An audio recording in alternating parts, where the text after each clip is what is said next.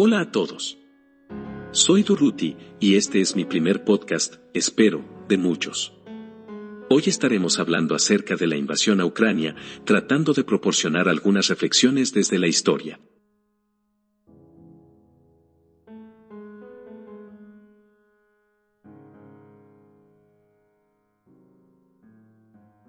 En tiempos de guerra, una de las armas más importantes es la propaganda. Si bien no es un invento nuevo, la propaganda de guerra hoy encuentra enormes ventajas en el uso de las nuevas tecnologías de información y comunicación, y los países en conflicto, armado o no, las utilizan profusamente. Por ello, es muy difícil dilucidar la verdad detrás de los conflictos mientras estos se producen, pues resulta cercano a imposible diferenciar lo que es información real de lo que son bulos y patrañas emitidas por un lado y otro. Debido a ello, parece necesario, para entender el reciente desarrollo de eventos en Ucrania, sus causas y posibles consecuencias, pero sobre todo la motivación de los líderes hoy enfrentados, hacer más bien un análisis histórico, lo que se sabe del pasado, no solo reciente sino incluso distante, para comprender los eventos actuales, en lugar de intentar diferenciar lo que es propaganda y lo que no lo es. De entrada, debo hacer dos aclaraciones. Una, es que la historia es siempre ambigua, no tiene buenos ni malos, y todo lo que se intenta reflejar en este largo documento, el proyecto más ambicioso que he emprendido en mucho tiempo, tiene como principal requisito el poder ser respaldado con evidencia histórica. Que aún bajo estas premisas, es necesario comprender que explicar un fenómeno no es, ni remotamente, lo mismo que justificarlo. Independientemente de la plétora de razones y excusas que se puedan encontrar en el análisis de los eventos, más allá de todas las falacias lógicas de tipo tucoque que puedan verter los opinadores oficiosos, la invasión a un Estado soberano e independiente es una flagrante violación al derecho internacional, y como tal debe ser denunciada por todos los medios, como debe serlo cualquier otra guerra de agresión, venga de donde venga, incluso si viene de países que se reputan democráticos. Finalmente, anunciar que el documento se desarrollará en 3 partes, que se publicarán, espero, en intervalos regulares, para darles chance de escucharlos, y yo de producirlos, con calma. Dicho esto, empecemos con la primera parte.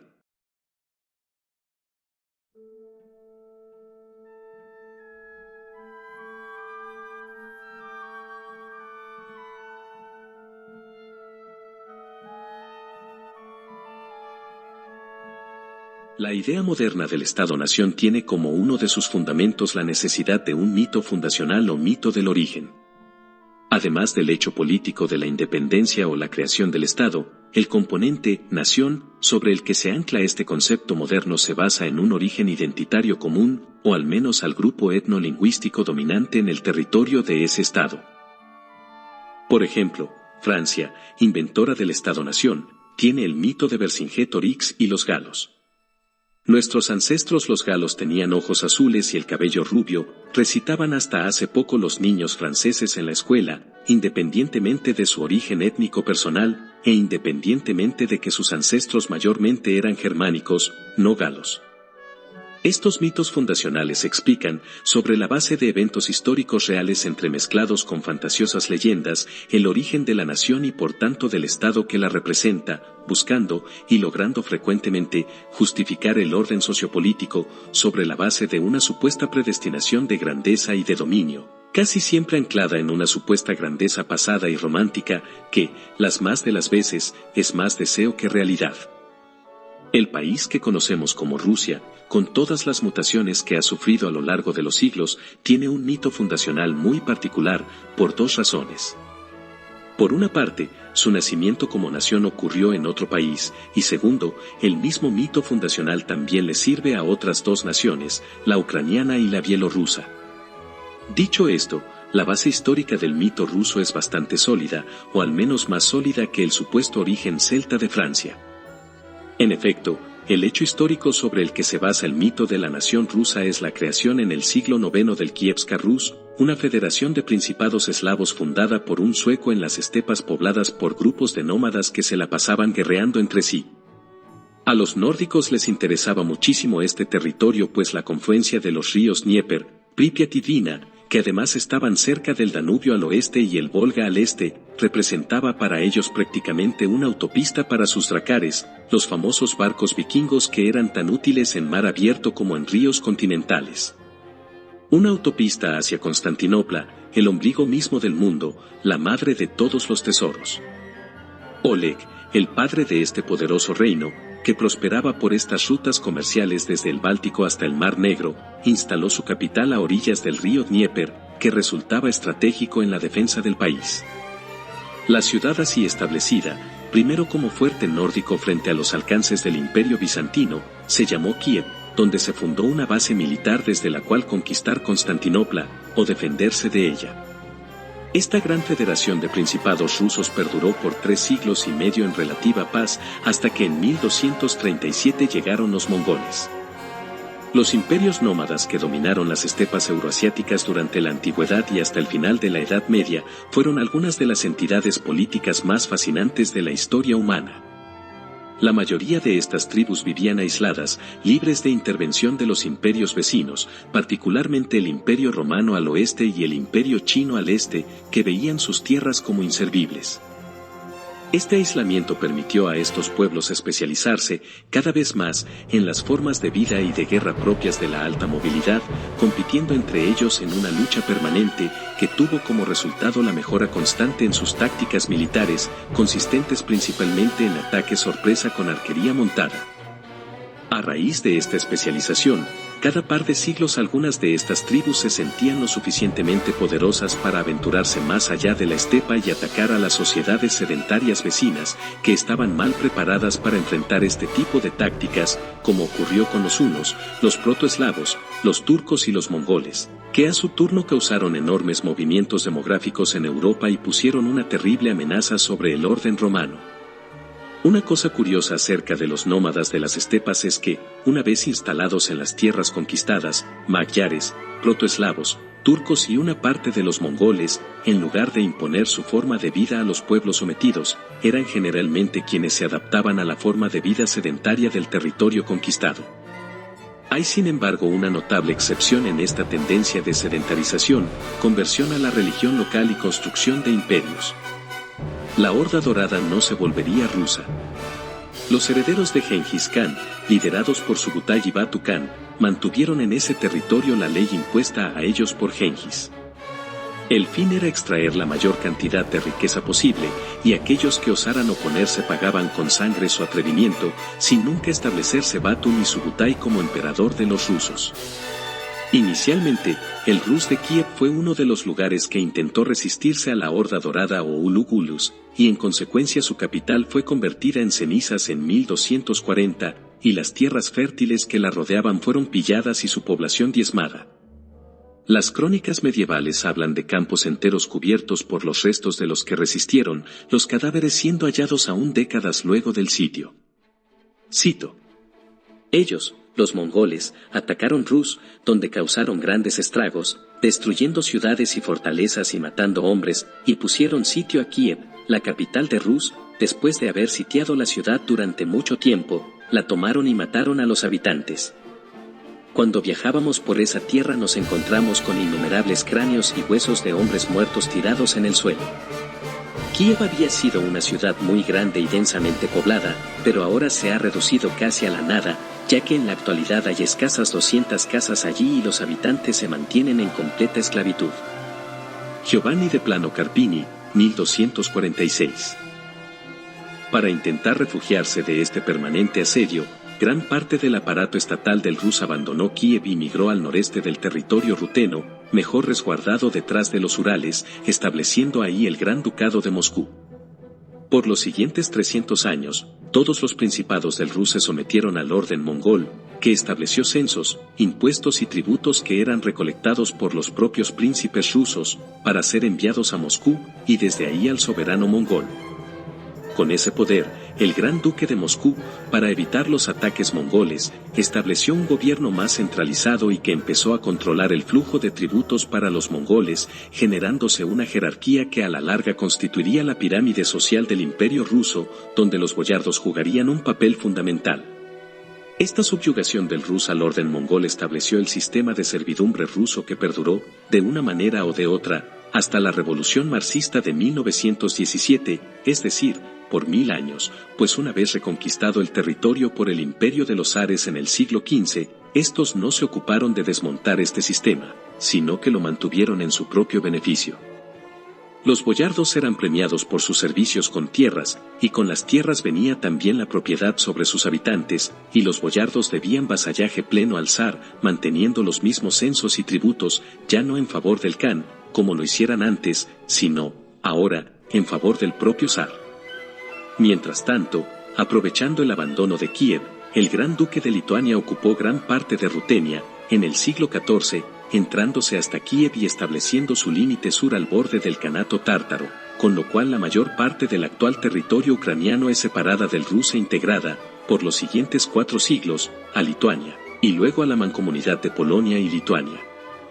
Desde entonces, la frontera entre ambas entidades sería considerada el límite entre el mundo católico y el ortodoxo, a pesar de que la mayoría de los habitantes de los nuevos territorios, conquistados por Mindaugas y sus sucesores, seguían siendo ortodoxos. Así, la Federación de los Eslavos de Oriente o Rus, se divide en 2. El Gran Ducado de Moscú, al este, mantendría sólidas las tradiciones y creencias ortodoxas, con el zar a la cabeza de la Iglesia.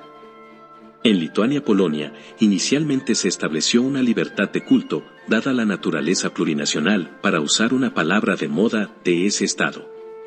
Pero, con el tiempo, Polonia buscaría imponer, sin éxito, la tradición católica romana, en reacción a lo cual se producirá el nacimiento de uno de los pueblos más importantes de la historia de esa región: los cosacos. Los cosacos eran pueblos libres y autogestionados. Sus feroces soldados formaban una formidable fuerza mercenaria que sería contratada, durante los siglos siguientes, por los polacos, para combatir a los rusos, y por los rusos, para combatir a los polacos. En realidad, más que ponerse de un lado o del otro, los cosacos luchaban por su autonomía, y negociaban, junto al precio de sus magníficos caballeros, cesiones y licencias del rey, siendo esta relativa autonomía un elemento central para la identidad ucraniana. También relacionado a la identidad ucraniana, la costa del Mar Negro y la península de Crimea seguirían tomados por los descendientes del Ulu-Gulus, el Kanato tártaro, hasta bien entrado el siglo XIX. Este territorio, y en particular el puerto de Sebastopol, estará regido por un estado cliente del Imperio Otomano hasta el final del siglo XVIII. Esta división del antiguo Rus entre el Gran Ducado de Moscú y la mancomunidad lituano-polaca, con todas sus implicaciones religiosas, idiomáticas, culturales e incluso políticas, es la que le da un carácter nacional propio a lo que hoy conocemos como Ucrania, a pesar del mito del origen que une a ambas naciones. De esta división que se mantuvo por 4 siglos, emergen entonces 2 identidades distintas, de raíces idénticas pero posterior evolución divergente, que se puede reconocer, entre otras, por las similitudes y diferencias de los idiomas ruso y ucraniano, inteligibles entre sí, pero tan distintos como el español y el portugués. No obstante, con el tiempo los cosacos se pondrían del lado del zar, con el fin de hacer frente a las exigencias cada vez más insostenibles de Polonia de convertirlos al catolicismo latino. El hetman de los cosacos, Bogdan Khmelnytsky, buscando proteger la autonomía de su pueblo, se rebeló contra Juan II Casimiro y le pidió ayuda al zar Alexei, quien puso al hetmanato bajo su protección. No queda claro si la alianza era solo circunstancial o si el zar planificó la anexión, pero a raíz de esta alianza la mayor parte de la actual Ucrania volvería, a mediados del siglo XVIII, a dominio de Moscú. Esta historia, que se consideró por los cosacos un engaño imperdonable, sería la principal causa de su posterior lucha por su independencia, lucha infructuosa por cierto, por lo menos hasta la Primera Guerra Mundial.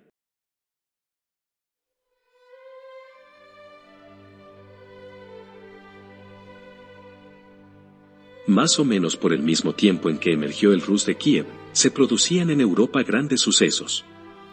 400 años después de su trágica caída en el siglo IV, el Papa León III en Roma había intentado restablecer el Imperio Romano de Occidente, al coronar emperador a Carlomagno, desconociendo al Imperio Romano de Oriente, más conocido como Imperio Bizantino, que seguía plenamente vigente.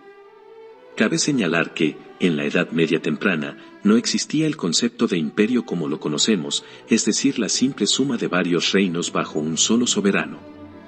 Desde la antigüedad, el imperio había sido uno solo, el romano, aunque su capital ya no estuviese en la ciudad del mismo nombre, y así esté dividida su administración. Tras la coronación de Carlomagno, había dos imperios romanos en directa competencia, y sin embargo ninguno de los dos era realmente romano. Lo que hoy conocemos como el Imperio Carolingio era el Imperio Romano, el único, el verdadero. Lo que hoy conocemos como Imperio Bizantino también era el Imperio Romano, el único, el verdadero. Se suele atribuir el cisma entre la Iglesia Católica Romana y la Iglesia Ortodoxa a una disputa extremadamente compleja y a la vez extremadamente inútil sobre cuestiones teológicas, cuestiones que debían resolverse en interminables concilios sinodales, de donde se origina la expresión discusión bizantina. Pero la verdad es que la causa principal del gran cisma de 1054 fue política. El Papa se había tomado la atribución de nombrar emperadores, y los emperadores a su vez elegían al Papa, que además de ser obispo de Roma era el soberano sobre todos los obispos y sacerdotes de la Iglesia. Mientras esto ocurría en Occidente, en Oriente la Iglesia Ortodoxa continuaba plenamente sujeta a los vaivenes del heredero de Constantino, teniendo como norma la autocefalía, por lo que no era admisible la figura de un papa soberano de la Iglesia, y la Iglesia no debía ocuparse de los asuntos terrenales, pues estos solo se sometían al César. Esencialmente, en Occidente cogobernaban el Papa y el Emperador, en un sistema de soberanos y vasallos en el que el Papa tenía la última palabra, mientras en Oriente se mantenía el poder político centralizado de Constantinopla, donde el Emperador, aunque mantenía el título de César, ya no era divino, pero sí era, a la vez, cabeza del poder terrenal y el espiritual, y los patriarcas de la Iglesia dependían de él, y, más adelante, de los soberanos respectivos de cada nación ortodoxa. En Occidente, las costumbres y lenguas germánicas se entremezclaban con las latinas, heredadas de Roma, estableciéndose como señalamos el Imperio Carolingio regido por los francos. Los herederos modernos de estas tradiciones son, aún hoy, los representantes de este Occidente. Hasta la Reforma en el siglo XVI, Occidente era donde la lengua franca era el latín, se escribía con el alfabeto latino, y se seguía y defendía la religión católica apostólica y romana, cuyo papa coronaba príncipes, reyes y emperadores. El papa era la autoridad última, incluso con el poder de excomulgar a los gobernantes que no le hicieran caso. En contraste, Oriente era donde la lengua franca era el griego, se escribía con el alfabeto cirílico, se seguía la religión ortodoxa, y donde los príncipes, reyes y emperadores nombraban a los patriarcas. No se reconocía la autoridad del Papa, y ni se le ocurra a algún obispo excomulgar a ningún gobernante. Posiblemente con el fin de ganarse el favor de Constantinopla, uno de los primeros príncipes del Rus unificado, Ladislao el Sabio, se hacía bautizar y convertía al cristianismo ortodoxo en la religión oficial en sus tierras.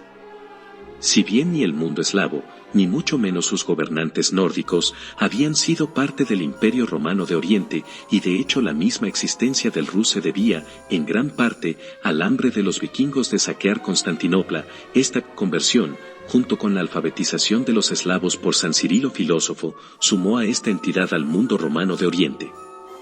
Como nota al pie, un par de siglos después, polacos y lituanos se convertían al catolicismo de rito latino, bajo presión de los caballeros teutónicos.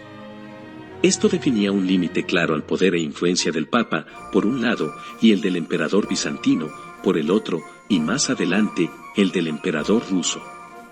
Por supuesto, el límite entre ambas civilizaciones, fundadas por los dos imperios romanos, tuvo cambios a lo largo de la historia, a raíz de una serie de tensiones, de alianzas y traiciones, y de cambios en el balance del poder. Hoy, por ejemplo, Grecia se considera parte de Occidente, a pesar de su religión ortodoxa y su alfabeto cirílico. La Ucrania ortodoxa griega, bajo el dominio de la mancomunidad de dos naciones, aceptaba hasta cierto punto un gobierno católico apostólico y romano establecido en Varsovia, y los eslavos del sur, los yugoslavos, siendo étnica y lingüísticamente idénticos, se dividieron en serbios, de alfabeto cirílico y prácticas ortodoxas, y croatas, de alfabeto latino y ritos romanos. Estos cambios dan testimonio de una historia riquísima, pero a la vez trágica, de Europa del Este, condenada a ser el espacio donde estas disputas se resolverían, frecuentemente con sangre, destrucción, pestilencia y hambruna, el punto de encuentro de civilizaciones en conflicto y de reyes y emperadores decididos a ampliar la influencia de su imperio a cualquier costo.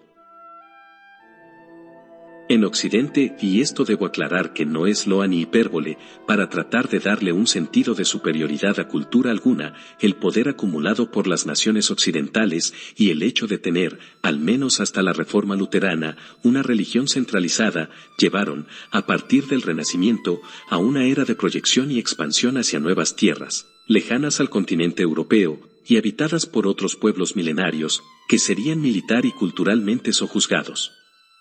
Occidente se expandiría durante los siguientes 3 siglos en África, en el sur y sureste de Asia, en las recientemente descubiertas Américas y en las islas del Pacífico.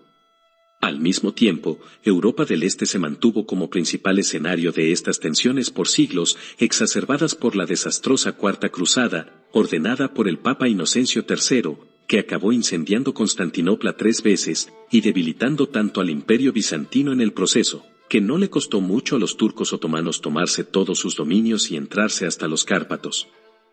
Si bien los países ortodoxos, gracias principalmente a Catalina la Grande, acabaron recuperando terreno hasta casi el límite de la que ahora se llamaba Estambul, las repercusiones de estas tensiones se seguirían sintiendo en los Balcanes hasta el final del siglo XX e incluso podría argumentarse que continúan hoy.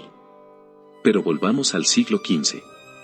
Tras adueñarse de los Dardanelos, de casi la totalidad de las costas del Mar Negro, de los Balcanes y de los Cárpatos, el sultán Mehmed II se declaró César, trasladó su capital a Constantinopla, que renombró Estambul, y fundó el nuevo Imperio Romano, conocido por el resto del mundo como Imperio Otomano. Europa del Este tuvo que luchar permanentemente con las invasiones turcas y mongoles, la expansión islámica y las ambiciones imperiales de prusianos, austriacos, franceses y polacos. A diferencia de Occidente, bizantinos, griegos, serbios, armenios y otros pueblos cristianos ortodoxos no tuvieron oportunidad alguna de expandir su influencia más allá de su entorno inmediato. Tras la caída de Constantinopla y el final del Imperio bizantino, quedaron en Oriente, es decir, allende la frontera lituana, 2 poderes imperiales que ocupaban varios millones de kilómetros cuadrados, la Tercera Roma, con sede en Moscú, y la Nueva Roma, con sede en Estambul. Una ortodoxa, la otra musulmana, ambas en directo contacto y conflicto con el mundo occidental, y ambas en directo contacto y conflicto entre ellas. El espacio geográfico donde se jugaría el juego del poder y el choque entre estas 3 civilizaciones, la católica, la ortodoxa y la musulmana, todas autoproclamadas hijas de Roma, sería, pues, Europa del Este, desde el siglo XIV hasta bien entrado el siglo XX. Y ambas, desde la perspectiva de estas potencias globales emergentes en Occidente, imperios exóticos y extraños, peligrosos y fascinantes, que conforman una otredad muy marcada hasta hoy, que, sumados al tercer gran imperio asiático, la China, conforman esencialmente lo que el mundo eurocéntrico conoce como el cercano, medio y lejano Oriente.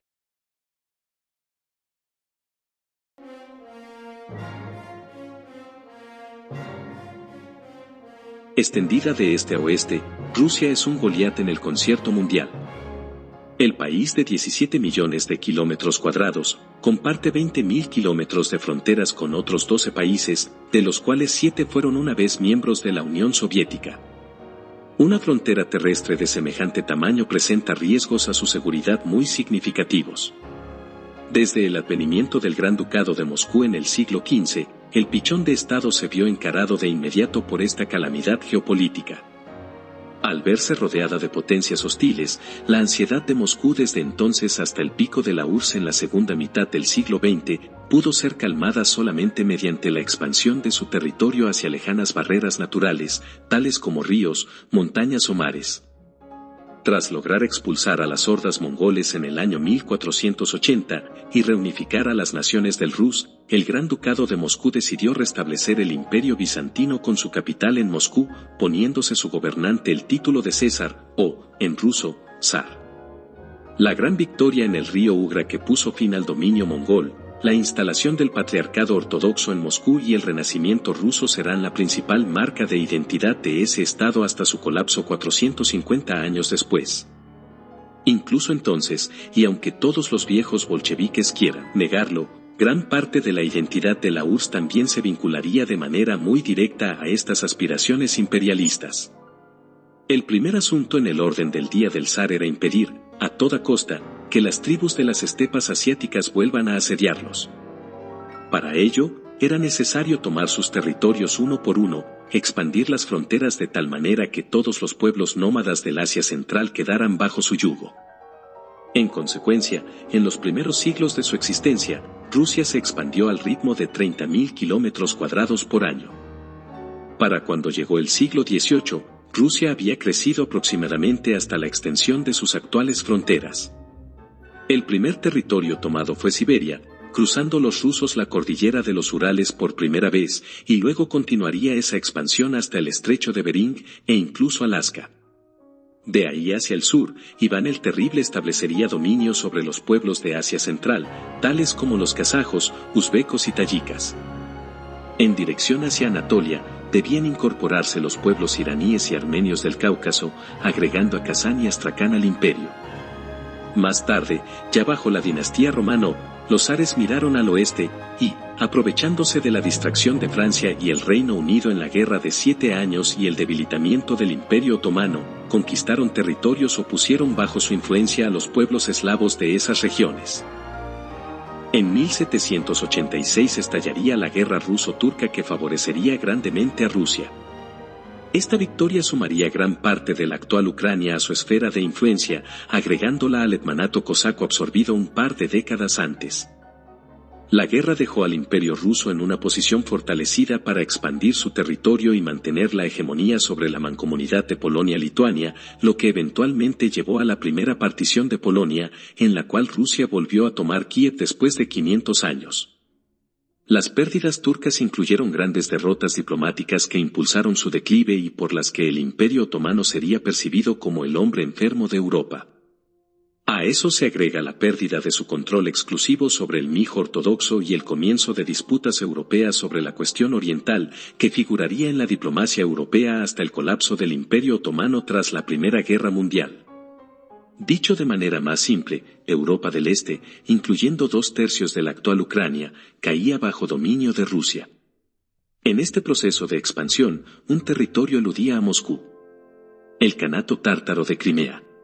Directamente vinculado a la Horda Dorada, el Kanato de Crimea se mantuvo por más de 300 años, cerrando el paso al Mar Negro al Imperio ruso, hasta el reinado de Catalina la Grande. Por su posición estratégica, Crimea, y en especial la ciudad portuaria de Sebastopol, se convirtió en un centro cosmopolita, con una fuerte mezcla étnica de tártaros, rusos, ucranianos y griegos, que declararía su independencia en 1774. Si bien Catalina la Grande admitió inicialmente esta independencia y reconoció al Khan, una de sus condiciones fue que se permitiese que una ola de migrantes rusos se estableciera en la península. Todo esto era un estratagema. En 1777 estallaron revueltas contra el Khan, acusando a los tártaros de haber solicitado a Estambul la ocupación de Crimea en violación del Tratado de Paz, y Crimea acabó siendo anexada a Rusia, quedando casi la totalidad de Ucrania bajo su dominio, con excepción de Galicia-Volinia, en los Cárpatos, que permaneció bajo dominio austrohúngaro hasta 1918. Si bien en el mapa Crimea había entrado a dominio ruso, su rusificación tendría que interrumpirse apenas 2 décadas después, durante las guerras napoleónicas. El zar Alejandro formó parte de la segunda, la tercera y la cuarta coalición, hasta que Napoleón decidió cometer la estupidez de intentar invadir Rusia y deponer al zar. Ante esta amenaza, los rusos aplicaron una vieja técnica aprendida de los nómadas conquistados: quemar la tierra y los hilos de alimentos para impedir que el invasor pueda sobrevivir de las cosechas locales, y forzarlo a establecer largos convoys de vituallas desde su país de origen. En este impasse, Napoleón se vio atrapado por el brutal invierno ruso, que finalmente lo obligó a la retirada, perdiendo más de 2/3 de su ejército en el proceso. A estas alturas, tras las conquistas de los Románov, y la defensa exitosa, aunque costosa, de Rusia por Alejandro I frente al arrollador ejército de Napoleón, Rusia parecía invencible, y se erigía como un portento mundial. Tras la caída de Napoleón y el restablecimiento momentáneo del viejo orden imperial europeo, después de la ola de revoluciones nacionalistas de 1848, Rusia decidió que era el momento, de una vez por todas, de consolidar su dominio sobre Crimea y, de hecho, todo el antiguo territorio otomano en Europa del Este. Para el Imperio Otomano, el siglo XIX significó pérdida tras pérdida, y, ante este debilitamiento del que fue, en algún momento, el imperio más temido del mundo, las potencias occidentales comenzaron a mascullar la manera de repartirse sus restos.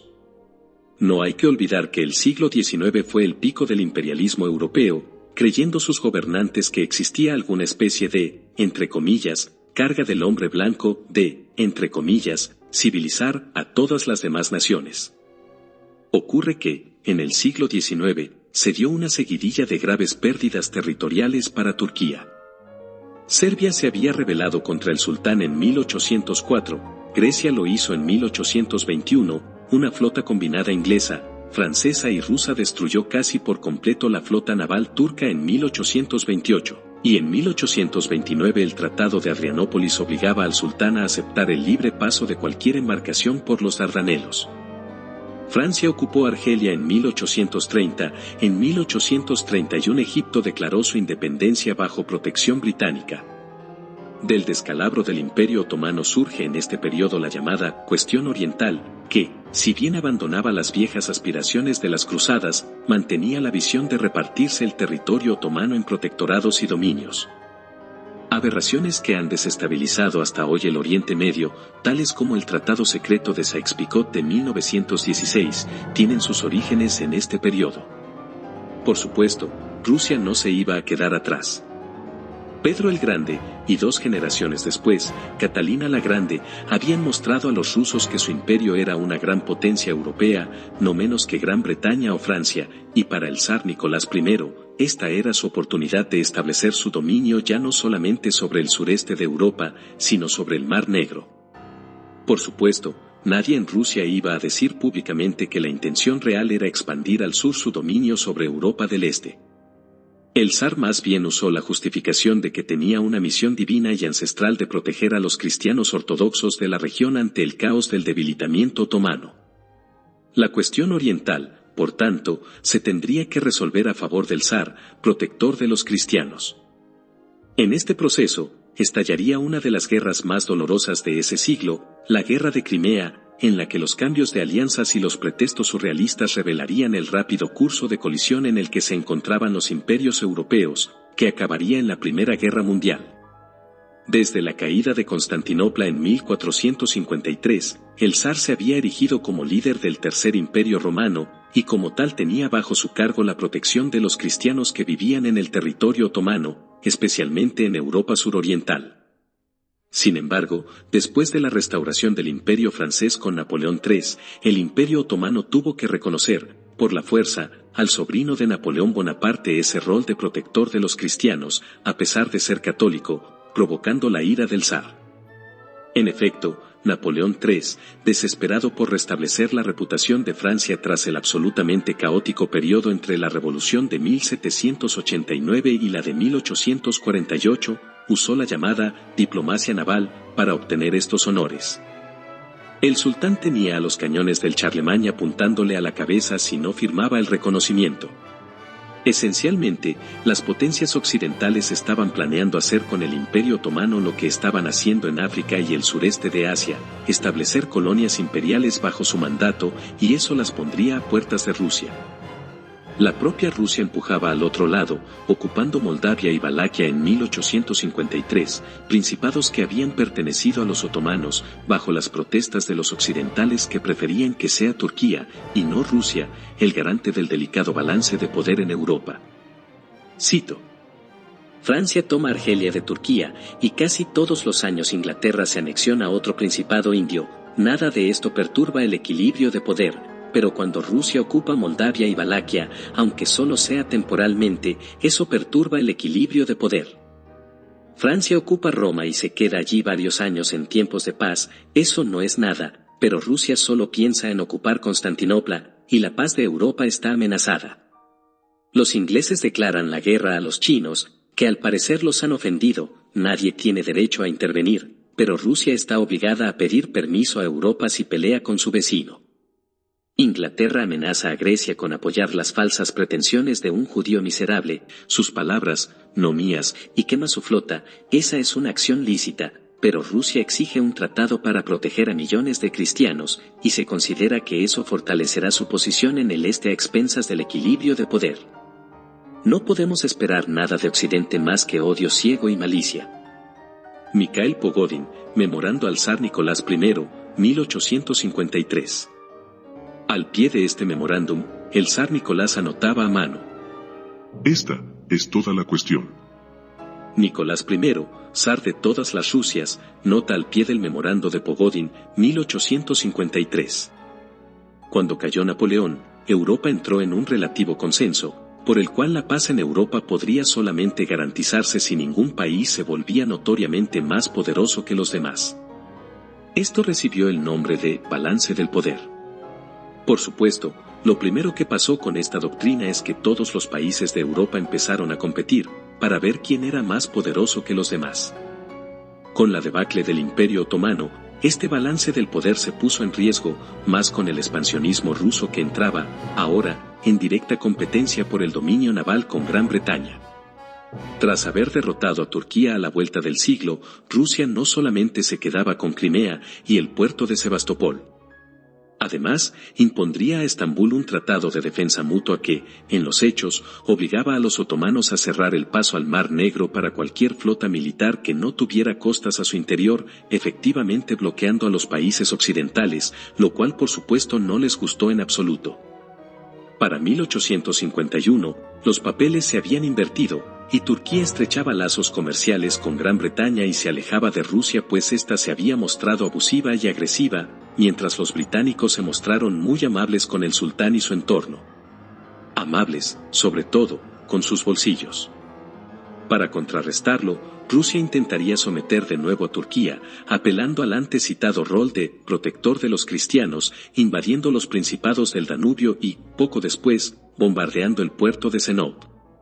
Tras estos eventos, y contrario a las predicciones de Nicolás I, que pensó que las demás potencias se mantendrían neutrales, las alianzas que previamente habían existido se revirtieron, y Turquía, Gran Bretaña, Francia y Cerdeña Saboya le declararon la guerra a Rusia y se lanzaron a sitiar por un año entero, y luego tomar Sebastopol. Esta campaña resultó en un doloroso fracaso para Rusia que costó 450.000 vidas, de las cuales 100.000 solamente en el sitio de Sebastopol, la mayoría de ellas civiles inocentes. Esta fue la primera de 3 grandes derrotas consecutivas que el otrora poderoso imperio ruso sufriría, en gran parte debidas a la incompetencia y anacronismo de sus instituciones. Si bien los aliados no obligaron a Rusia a devolverle Crimea al sultán, la humillación había sido tremenda. A la vuelta del siglo, el zar Nicolás II, nieto del primero, intentaría recuperar el orgullo ruso tras la desastrosa guerra de Crimea y establecer una superioridad naval en el Pacífico, a costa de Japón, a la que veía atrasada y débil, bajo la excusa de detener el imperialismo japonés. Cuán grande sería su sorpresa al ser derrotado sin clemencia en Port Arthur e Inchon, y al ver al Japón convertirse en una gran potencia naval. La tercera derrota, por supuesto, y la más conocida y estudiada, sería la debacle rusa en la Primera Guerra Mundial. La incompetencia del comando ruso y, en especial, del zar Nicolás II, solamente alimentó y exacerbó el fervor revolucionario del pueblo del imperio, harto del atraso, del sistema de servidumbre perpetua y de las guerras interminables. Ya tras la derrota ante Japón, los rusos se habían alzado contra el zar, demandando reformas profundas al sistema autocrático, rebelión que había acabado en nada. En esta ocasión, Lenin y sus bolcheviques tomaron el poder en noviembre de 1917 e inmediatamente pusieron fin a la participación rusa en esa guerra, impulsados por los servicios de inteligencia alemanes, que vieron una gran oportunidad de quitarse la molestia de tener que combatir en 2 frentes al mismo tiempo. La Revolución de Octubre tendría enormes consecuencias, como casi sale sobrando señalar. Una de estas consecuencias, de la que se habla muy poco, fue el humillante Tratado de Brest-Litovsk, firmado entre Rusia y Alemania en marzo de 1918, apenas 8 meses antes del armisticio. Si bien Rusia, ahora convertida en una república socialista federativa soviética, buscó la paz bajo el argumento del cambio de régimen y de que sus nuevos gobernantes no tenían disputa con el Kaiser. El tratado de paz trataría a Rusia como a un país derrotado, con enormes pérdidas de territorio. El tratado le otorga hegemonía a Alemania sobre los países bálticos y soberanía al Imperio Otomano sobre el Transcáucaso que, por cierto, tuvo directa relación con el genocidio armenio ese mismo año. Más relevante para nuestro relato, Rusia le reconoce independencia a Bielorrusia y a Ucrania, países en los que el Kaiser Guillermo II quería que las minorías alemanas que ahí residían se convirtieran en una élite gobernante. Sin embargo, la ocupación alemana de tan vastos territorios acabaría costándole muy caro, al privarle de soldados muy necesarios en el frente occidental, siendo esta una de las causas del armisticio el 11 de noviembre de ese mismo año. La otra gran causa del armisticio, dicho sea de paso, fue la entrada de Estados Unidos a la guerra, involucramiento que no tenía precedentes y de hecho había sido resistido por años por el pueblo estadounidense, todavía muy devoto del aislacionismo de las pasadas décadas, y que definiría un nuevo orden mundial en el cual Estados Unidos se construiría como el actor fundamental. Pero la Rusia derrotada y humillada tras la Primera Guerra Mundial no conseguiría la paz, ni mucho menos. Tras la revolución, estallaría una guerra civil cruenta, con uno de los primeros ejemplos de intervencionismo de Occidente en asuntos internos de otros países, siguiendo el modelo que proponía Woodrow Wilson, y que buscaba reemplazar la vieja doctrina del balance del poder por la idea de una entre comillas, potencia elegida, encargada de mantener el orden y la paz mundiales. En la Guerra Civil de 1917 a 1923, Ucrania tendría un rol fundamental. Desde el punto de vista soviético, este era el epicentro de la rebelión antirrevolucionaria y conservadora. Pero desde el punto de vista ucraniano, esta era su guerra de independencia, independencia que al final Ucrania no obtendría. La narración occidental de la historia suele pintar al periodo entre las dos guerras mundiales como un periodo de relativa paz y crecimiento, porque claro, eso era lo que pasaba en los países occidentales de esa época. En realidad, los años entre 1918 y 1934 serían de los más violentos y crueles de la historia mundial, superados solamente por el periodo inmediatamente posterior. Las ideologías ultranacionalistas que llevaron a la Gran Guerra no se habían extinguido en 1918. Al contrario, es el viejo concepto de imperio el que perdería lustre. La exacerbación del nacionalismo, ya de corte fascista, precipitaría los eventos al intentar el gobierno nazi expandir su territorio bajo la doctrina del Lebensraum o espacio para vivir. Es importante recalcar que no fueron los horrores perpetrados por Hitler y sus cómplices los que dieron inicio a esa guerra. De hecho, muchos miembros notables de las sociedades occidentales aplaudían las políticas de rearmamento, segregación y luego exterminio de los no arios, industrialización acelerada y corporativismo, que creían que era la fórmula para combatir la molesta tendencia de los obreros a exigir derechos y a organizarse en sindicatos. En realidad, lo que molestó a los aliados occidentales fue el expansionismo del Tercer Reich, y solo fue con la caída del frente oriental de Alemania que se descubrieron los crímenes de los nazis. Pero esta narrativa ignora que, mucho antes, la Unión Soviética, que había heredado todos los territorios de la Rusia imperial, había experimentado su propia filosofía del Lebensraum a la rusa, pero con características bastante distintas, al menos al inicio. El sueño revolucionario, entre otras cosas, propugnaba el internacionalismo y la solidaridad de clase. Lenin, y en particular Trotsky, creían sinceramente, y no sin razón, que el nacionalismo era una de las principales causas de la debacle del hombre, y que los estados-nación eran una creación de la burguesía para sojuzgar al proletariado.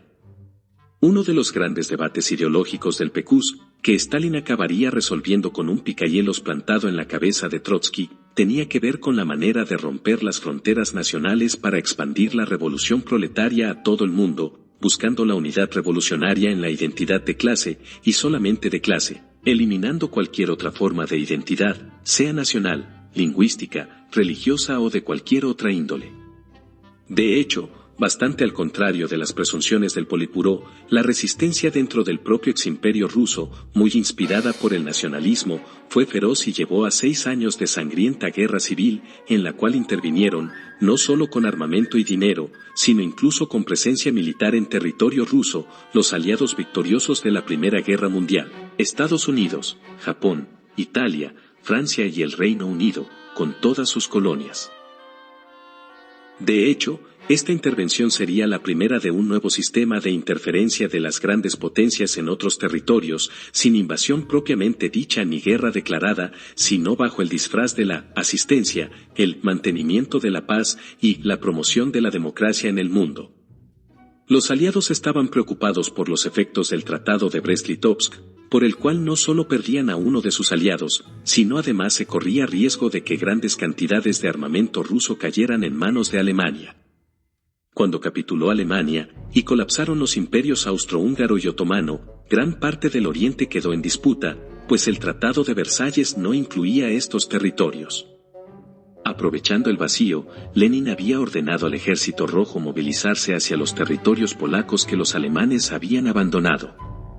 Lenin pensó que Polonia sería el puente por el cual iría a asistir la inevitable revolución comunista en Europa. Así, las ansiedades de Occidente se trasladan principalmente a detener la revolución bolchevique e impedir su expansión por el mundo, y de paso cobrar la deuda externa de Rusia que los bolcheviques se negaban a pagar. Años después, Churchill, uno de los más entusiastas promotores de la intervención, hablaría abiertamente de sus intenciones. Cito: Pienso que vendrá el día en el que se tendrá que reconocer, más allá de cualquier duda, no solamente a un lado de la Cámara, sino a través del mundo civilizado, que el ahorcamiento del bolchevismo en su cuna hubiera sido una gran bendición para la raza humana. Winston Churchill, discurso ante el Parlamento británico, 1949. Para pesar de los pioneros comunistas, no todo el mundo estaba tan entusiasmado con la dictadura del proletariado como lo estaban ellos. Una variopinta coalición de monarquistas, demócrata-liberales, mencheviques, pequeños latifundistas, clases medias urbanas, oficiales militares y otros se levantaron en armas contra la revolución. Si bien esta insurrección ocurrió desde el primer día del gobierno bolchevique, recién agarraría fuerza con el apoyo aliado y, hay que decirlo, el oportunismo de algunos vecinos de Rusia, que vieron un paralelo entre la caída de ese imperio y la del otomano. Uno de estos estados oportunistas fue Polonia.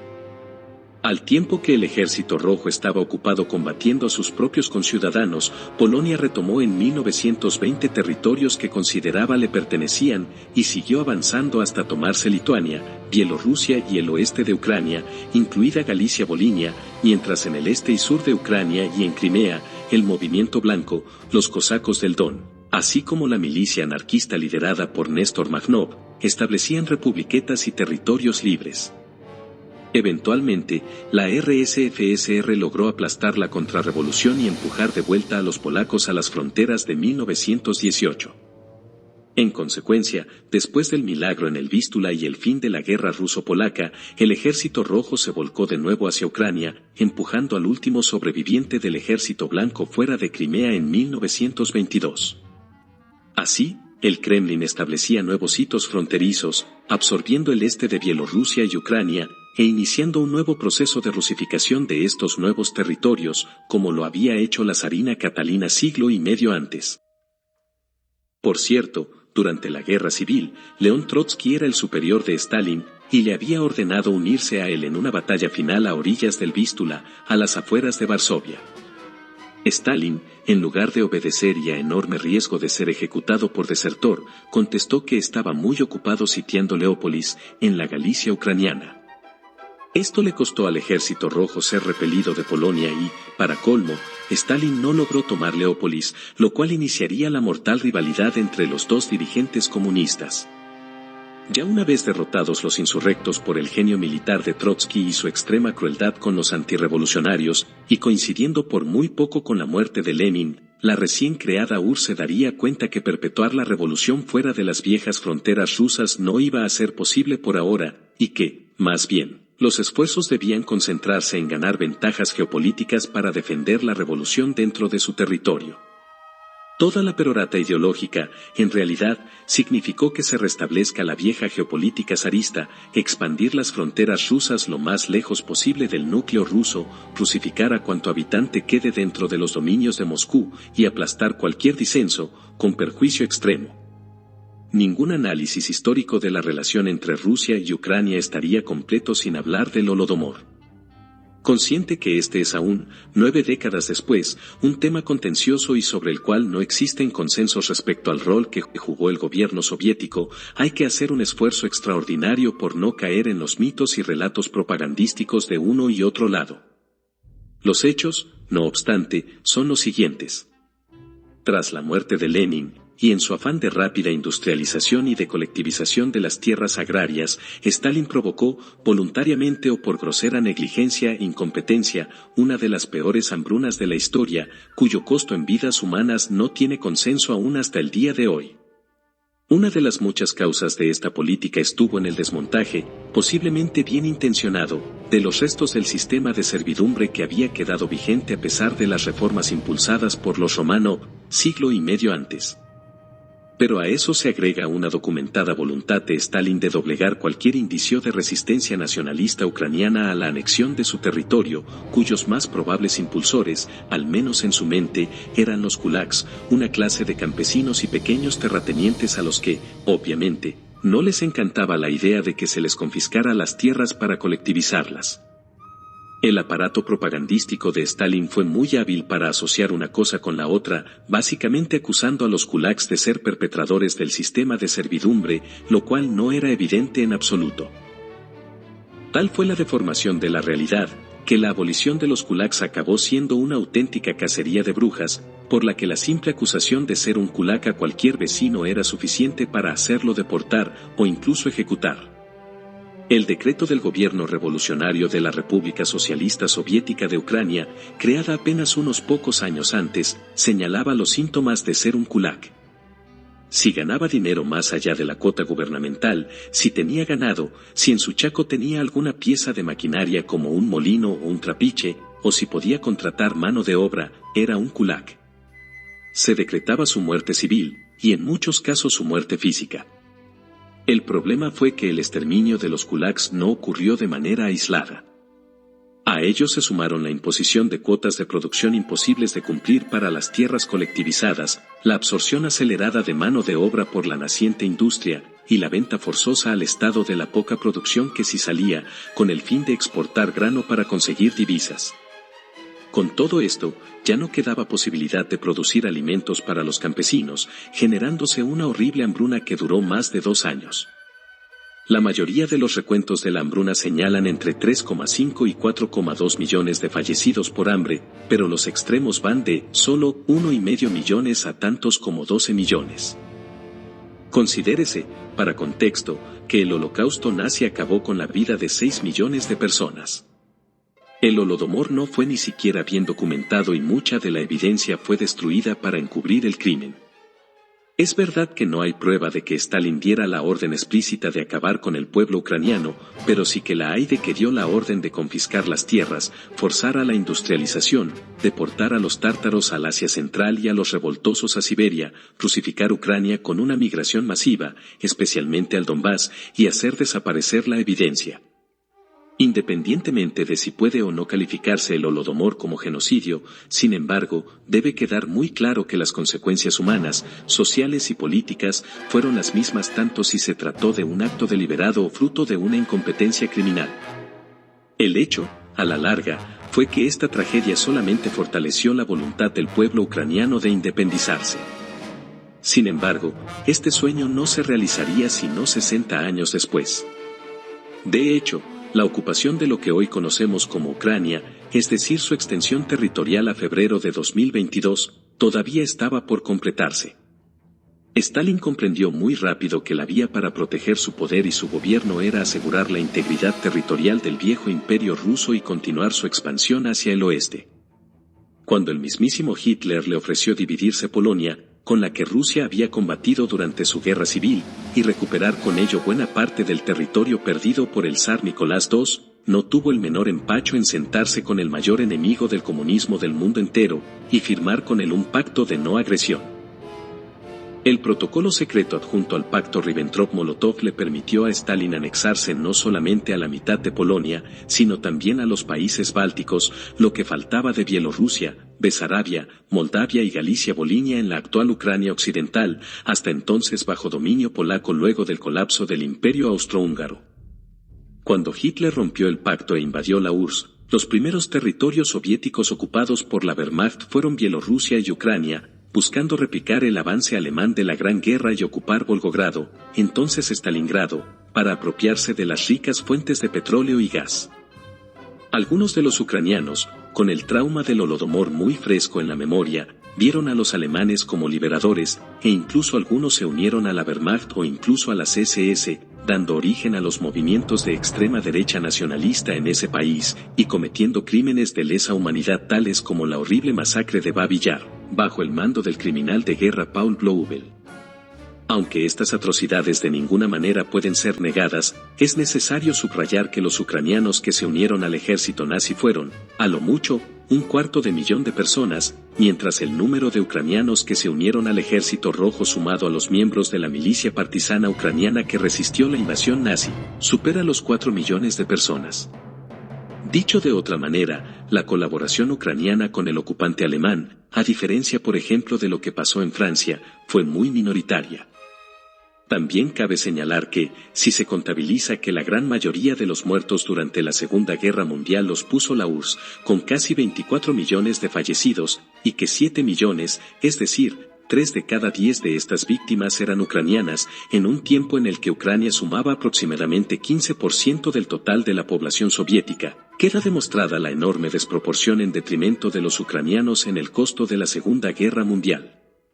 Con enorme sacrificio, fue el Ejército Rojo, no los americanos ni los británicos, el que empujó a la Wehrmacht hasta Berlín, y fue la toma de esa ciudad por el Ejército Rojo la que llevó a Hitler a pegarse un tiro, y al régimen nazi a derrumbarse. Con ello, Stalin había empujado los límites de la esfera de influencia rusa hasta lo que luego se constituiría en la República Democrática de Alemania, Polonia, Hungría, Bulgaria, Checoslovaquia, Rumanía y Albania, mientras Yugoslavia bajo el mariscal Tito se declararía no alineado, pero seguiría las líneas socialistas, y en Grecia se disputaría una cruel guerra civil para decidir si sería comunista o no. Spoiler, los generales anticomunistas ganaron, con fuerte apoyo de Occidente. En consecuencia, durante la Guerra Fría, se establecieron dos grandes alianzas militares contendientes en el continente europeo. La Organización del Tratado del Atlántico Norte, OTAN, al oeste, y el Pacto de Varsovia al este.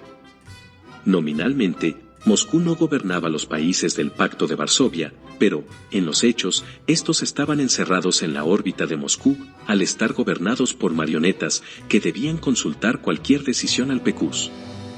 Desde la perspectiva soviética, los estados del pacto proveían un área de amortiguamiento gigantesca, cuyos únicos puntos de contacto en Europa con los países de la OTAN se encontraban al oeste de Berlín y al norte de Turquía y Grecia, mientras que Suecia, Finlandia, Suiza, Austria y Yugoslavia se declaraban neutrales o no alineados en el caso de Yugoslavia. Esencialmente, cualquier incursión militar debía intentar entrar a la planicie europea a través de Alemania Oriental y luego atravesar el resto de los países del Pacto de Varsovia y luego todavía las repúblicas de la Unión Soviética para poder llegar al núcleo central de Rusia. Ocurre que, desde los Países Bajos al oeste hasta los montes Urales en el este, se estrecha atravesando casi toda Europa la llamada Gran Planicie Europea. Casi completamente carente de accidentes geográficos notables, la planicie europea es como un embudo invertido, con una boca estrecha entre Holanda y Alemania Occidental y que se hace más ancho mientras más al este se va. A medida que la planicie se hace más ancha hacia el este, se vuelve también cada vez más difícil de defender. En consecuencia, desde la perspectiva de cualquier gobierno basado en Moscú, independientemente de la era histórica e independientemente de las ideologías, resulta imperativo expandir el control lo más hacia el oeste que sea posible. La idea es hacer lo más pequeño posible el paso hacia la planicie europea, y con ello hacer más costoso para un contingente invasor, y más fácil para Rusia, una eventual invasión por tierra desde Occidente. Durante la Guerra Fría, el control de Rusia sobre este frente estuvo en su mayor extensión histórica, y ese control se ejercía tanto de manera directa como por proximidad hasta la RDA, a su vez fuertemente fortificada ante cualquier invasión de la República Federal Alemana y sus aliados. Es por ello, principalmente, que Berlín se convirtió en el epicentro más importante de toda la Guerra Fría. Las únicas fronteras de las que el Ejército Rojo debía preocuparse eran la línea de los Sudetes, el Mar Negro y una delgada línea muy montañosa en el sur de Bulgaria, todas posiciones fáciles de defender.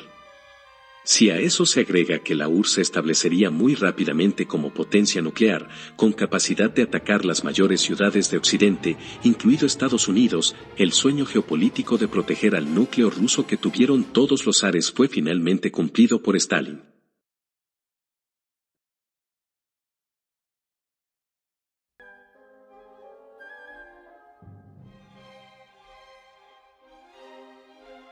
Aún hoy, a pesar de haber perdido la mitad de su territorio y su población a inicios de los años 90, la geografía de Rusia le otorga ventajas sustanciales. La helada y amorfa corona de hielo ártico que adorna la masa territorial rusa, disuade cualquier noción de una invasión terrestre desde el norte, y un acercamiento naval no autorizado a Murmansk es impracticable, incluso para los más experimentados comandantes navales. Los accesos por el mar de Barents son fácilmente defendidos con submarinos, de los cuales Rusia tiene ingentes cantidades. Hacia el este, la escarpada costa de Siberia cae hacia el estrecho de Bering, el mar de Okhotsk y el mar de Japón. La corta distancia entre Alaska y Rusia puede parecer navegable, pero el clima ártico y las fuertes corrientes marítimas, ayudados por la presencia de gran poder de fuego a ambos lados, restringe severamente el movimiento de fuerzas militares. De manera similar, mediante el control de la península de Kamchatka y las islas Kuril, Rusia puede detener cualquier acción hostil en el mar de Okhotsk y el mar de Japón. Entretanto, las cordilleras de Altai y Sayansk bloquean el paso a las inmensas y desiertas estepas de 2.400 kilómetros de largo e inhóspito clima subártico aseguran el dominio ruso sobre el oriente lejano de ese inmenso país. Así, la propia geografía del lado asiático de Rusia le ofrece ventajas importantes de defensa. No obstante, la situación es más comprometida para Rusia en su parte europea, al otro lado de los Urales. Desde San Petersburgo a Kazán y Volgogrado, se encuentra el núcleo, el corazón de Rusia. Aproximadamente 80% de las personas que habitan Rusia viven en esta región, y en consecuencia casi cualquier decisión que tome el Kremlin se basa fundamentalmente en las necesidades e intereses de su núcleo.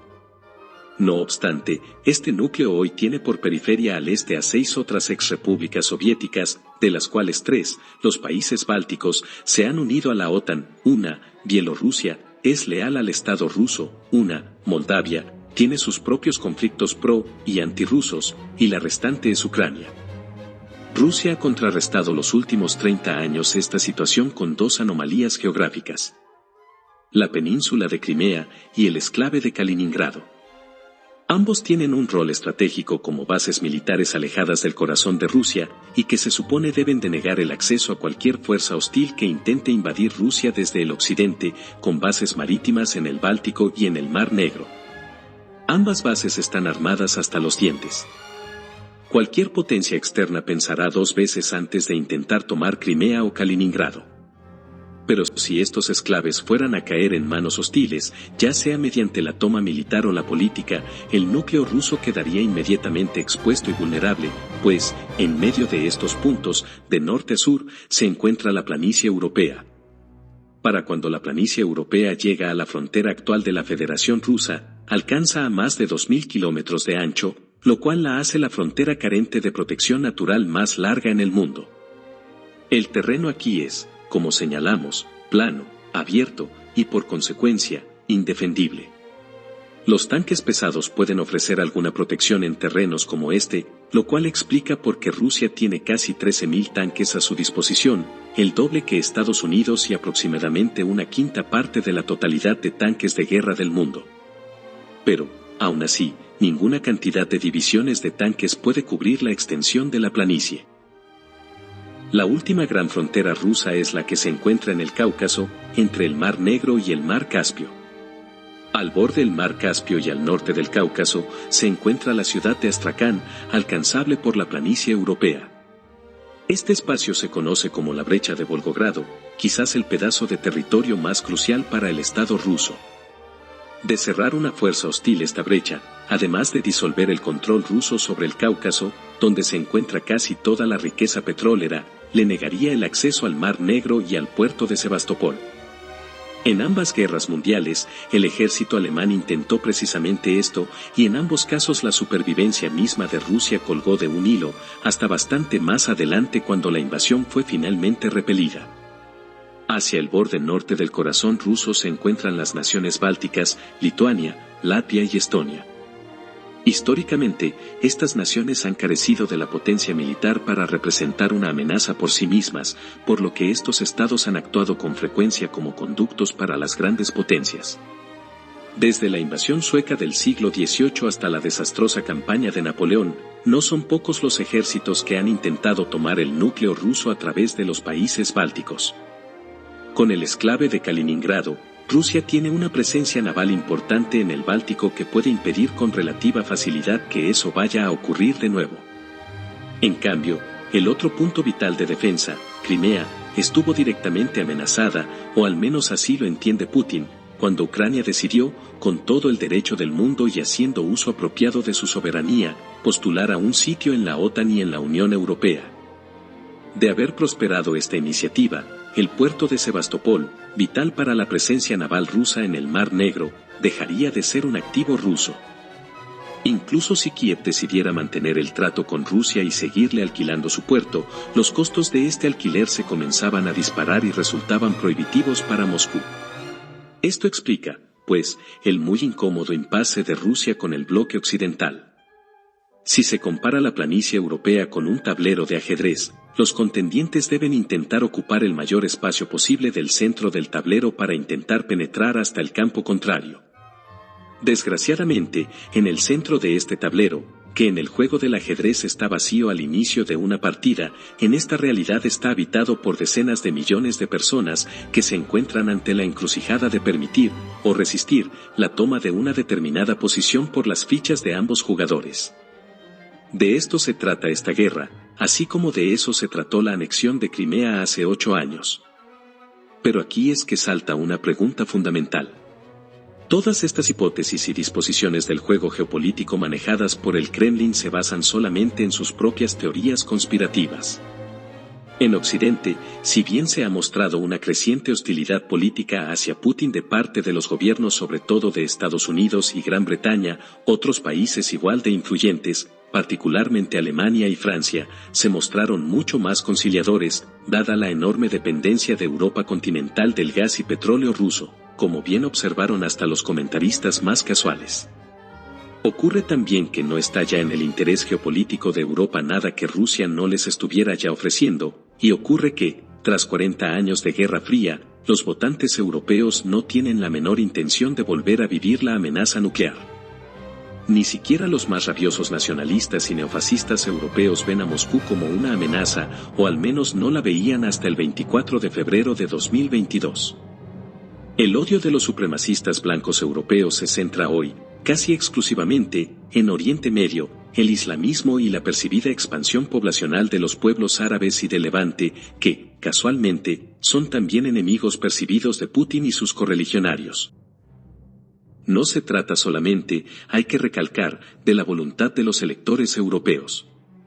Hay aquí un elemento más profundo. Un elemento relacionado con las ideas y obra de Urho Kekkonen, un frecuentemente olvidado político y diplomático finlandés que estableció, casi por sí solo, un nuevo orden europeo, pacífico y colaborativo, con el principal objetivo de que la tragedia de la Segunda Guerra Mundial, y la larguísima historia de constantes luchas internas entre potencias europeas, no vuelvan a repetirse nunca más.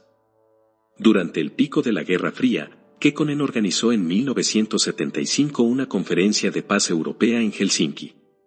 Da la casualidad que, en aquella época, todos los líderes europeos, a un lado y al otro de la cortina de hierro, habían tenido experiencias personales durante la Segunda Guerra Mundial. Esencialmente, la generación que había luchado y sufrido durante esos oscuros años era ahora la generación que estaba a cargo de la política europea y que Kekkonen supo aprovechar esta realidad para convencerlos de que semejante catástrofe no podía volver a ocurrir, ni siquiera en el marco de las profundas diferencias ideológicas. Cabe hacer notar que, entre 1969 y 1974, el gobierno de Richard Nixon había ejercido una política de détente con la Unión Soviética, que, si bien se derrumbaría tras la renuncia de Nixon por el escándalo de Watergate, la invasión soviética de Afganistán, y la llegada de Reagan al poder al inicio de la siguiente década, mostraba que la coexistencia era posible. Emerge de estos eventos el Acuerdo de Helsinki, un tratado por el cual todos los países europeos, independientemente de sus afiliaciones en alianzas militares o económicas, o carencia de ellas, acordaron respetar las fronteras, soberanía e integridad territorial de todos los demás signatarios, establecidas en 1945. Este acuerdo se volvió el cimiento fundamental de la política exterior europea, desde Irlanda hasta los Urales rusos, y desde Noruega hasta Grecia, y a través de todos los embrollos e intervenciones de su diplomacia. Esta es, o ha sido al menos, la base de la actual arquitectura de seguridad europea. La larguísima historia europea hasta este tratado fue una constante competencia entre potencias obsesionadas con crear esferas de influencia, subyugando, oprimiendo o invadiendo otras naciones en un proceso de equilibrios y desequilibrios cambiantes, a veces llamado el concierto europeo. Como ya hemos visto, estos juegos de equilibrios y desequilibrios entre potencias dominantes, en los que todo se definía por el balance del poder, acabó produciendo dos guerras mundiales catastróficas, después de las cuales todos los países europeos decidieron dejar de hacer eso. Kekkonen logró, sin pedir nada a cambio, establecer una paz duradera donde siglos de disputas para decidir la identidad del nuevo César habían fracasado. De hecho, Kekkonen expresamente solicitó que no se le otorgara el crédito que merecía. De esta manera, todos los participantes podrían congratularse a sí mismos por este logro histórico y apropiarse de él. El Acuerdo de Helsinki hizo de la guerra entre Estados europeos imposible, en tanto y en cuanto todos los signatarios rigieran su política exterior por los principios establecidos en él, y, en general, todas las naciones europeas han seguido este paradigma por casi medio siglo. Se establecieron instrumentos de gobernanza, como la Organización Europea para la Seguridad y la Cooperación, y estándares de comportamiento que los países europeos se impusieron a sí mismos, pero también los exigieron a otros. Esta es la razón, por ejemplo, por la cual tantos países europeos se oponen al bloqueo estadounidense a Cuba, y por la cual tantos países europeos se negaron a formar parte de la coalición convocada por George Bush hijo para invadir Irak.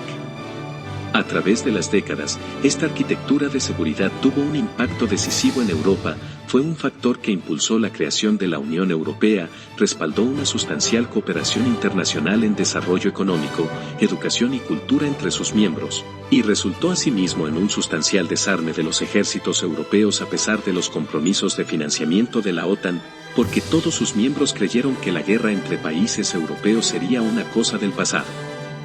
También se asumió por efecto de este acuerdo que los países que habían pertenecido al bloque soviético, al desmoronarse la URSS, serían acogidos en el proyecto europeo, y se embanderó la idea de profundizar la interdependencia económica de los países del continente en diversos esquemas entrelazados de libre mercado, como mecanismo de garantía de la paz, siguiendo la idea de que si todos prosperamos juntos, y si esa prosperidad depende de la apertura de los países vecinos, a nadie le quedarían ganas de hacer la guerra.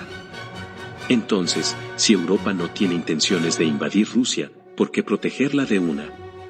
Una posible interpretación es que Moscú ve las actuales circunstancias como excepcionales y probablemente efímeras. De la revisión histórica realizada, se evidencian razones de peso para el nivel de paranoia del gobierno ruso, siendo la resistencia a las invasiones y la expulsión de invasores desde los tiempos del Ulu-Gulus, parte integral de la identidad rusa. Si bien no hay una amenaza actual, esta mentalidad rusa lleva a no esperar a que las actuales circunstancias cambien. Cuán razonable es esta línea de pensamiento es sin duda muy debatible, y ciertamente la expansión de la OTAN, que revisaremos más adelante, no ayuda a calmar estos temores. A fin de cuentas, si el mundo se ha movido en los últimos 70 años hacia estructuras supranacionales que debían poner fin al imperialismo, al menos en su versión original, y a la guerra de agresión, este sistema ha tenido múltiples fallas. No se ha podido transitar hacia un mundo multipolar, y las tensiones entre Oriente y Occidente siguen vigentes, reavivadas por el comportamiento cada vez más autoritario y errático de Vladimir Putin, y su reciente invasión bajo estas excusas de un país soberano. Eso es todo por hoy. Gracias por escuchar. Debo agradecer también a quienes me dieron asistencia técnica para hacer este podcast y pedirles paciencia para que pueda encontrar mi propia voz y aprender mucho más de este arte en el que estoy haciendo mis primeras armas. Si te gustó este programa, y si quieres que haga más, ponle me gusta, y si crees que este programa puede ser de algún valor para alguien que conoces, por favor no dudes en compartirlo. Hasta la próxima.